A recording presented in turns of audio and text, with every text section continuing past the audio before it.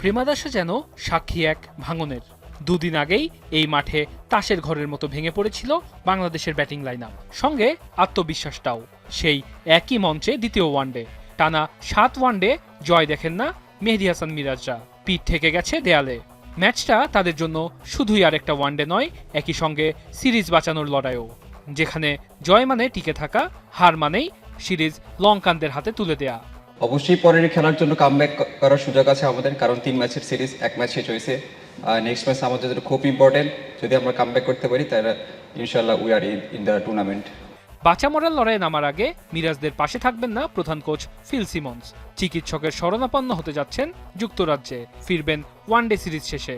তবে যাওয়ার আগে কোচ কিছু টোটকা দিয়ে গেছেন শিষ্যদের। তো কোচে সেখানে আমাদের কিছু ইনফরমেশন দিয়েছে। লাস্ট ম্যাচে আমরা যেভাবে কলাপস করেছি, সেখানে একটা ইনফরমেশন জাস্ট যে এইরকম উইকেটে যারা সেট হবে তাদের শেষ করতে হবে, জাস্ট একটাই। দ্বিতীয় ম্যাচটিও হবে প্রেমাদাসায়। প্রেমাদাসার উইকেট একটু ধীরগতির, সন্ধ্যায় পড়তে পারে শিশির। এই মাঠের শেষ 5 ওয়ানডে পরিসংখ্যান বলছে এখানে টসই যেন অর্ধেক ম্যাচ। শ্রীলঙ্কার বিপক্ষে জিততে হলে বাংলাদেশের টপ অর্ডারদের নিতে হবে দায়িত্ব, যাদের ব্যাটের আঁচড়ে আঁকতে হবে আস্থার ছবি। শান্ত হৃদয় লিটন, প্রত্যেককে হতে হবে স্থির নদীর মতো, পাল যেন চাপে উদিক না হারায়। আর পেসারদের আগুনের সূচনা এনে দিতে হবে। সিরিজের দ্বিতীয় ওয়ানডে ম্যাচটা যে হতে যাচ্ছে বেঁচে থাকার গল্প, ঘুরে দাঁড়ানোর কবিতা। প্রেমাদাসার আলো আধারিতে দেয়ালে ঠেকে যাওয়া দলটার আবার স্বপ্ন দেখা।